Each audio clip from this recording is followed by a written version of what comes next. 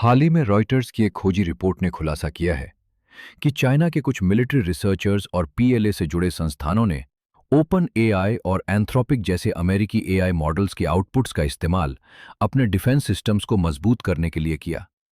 सबसे दिलचस्प बात यह है कि चाइना ने इन मॉडल्स को सीधे खरीदने के बजाय मॉडल डिस्टिलेशन तकनीक अपनाई। इसमें एक बड़े और शक्तिशाली एआई मॉडल से कठिन सवालों के जवाब और रीजनिंग पैटर्न्स लेकर एक छोटा, हल्का और कस्टमाइज्ड एआई मॉडल तैयार किया जाता है।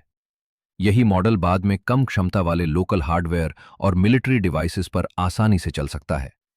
रिपोर्ट के अनुसार इस तकनीक का उपयोग कई डिफेंस प्रोजेक्ट्स में किया गया। पीएलए से जुड़े रिसर्चर्स ने एआई मॉडल्स को इतना कॉम्पैक्ट बनाया कि उन्हें सीधे ड्रोन्स में डिप्लॉय किया जा सके। इससे ड्रोन्स बिना लगातार इंटरनेट कनेक्शन के लाइव वीडियो देखकर नेविगेशन और टारगेट आइडेंटिफिकेशन जैसे काम कर सकते हैं। कुछ प्रोजेक्ट्स में एआई का इस्तेमाल मिलिट्री सोर्स कोड को एनालाइज करने, साइबर ऑपरेशंस, सर्वेलेंस और मैरीटाइम वॉरफेयर सिमुलेशंस के लिए भी किया गया, जहां ड्रोन्स, शिप्स और अनमैन्ड सबमरीन्स के बीच बेहतर कोऑर्डिनेशन विकसित करने की कोशिश की गई।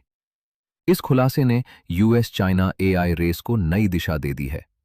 ओपन एआई और एंथ्रोपिक का कहना है कि उनकी टेक्नोलॉजी और सेफ्टी रिस्ट्रिक्शंस को बाईपास करके मिलिट्री एडवांटेज हासिल करने की कोशिश की गई, जबकि चाइना इन आरोपों को तकनीकी एकाधिकार का हिस्सा बताता है।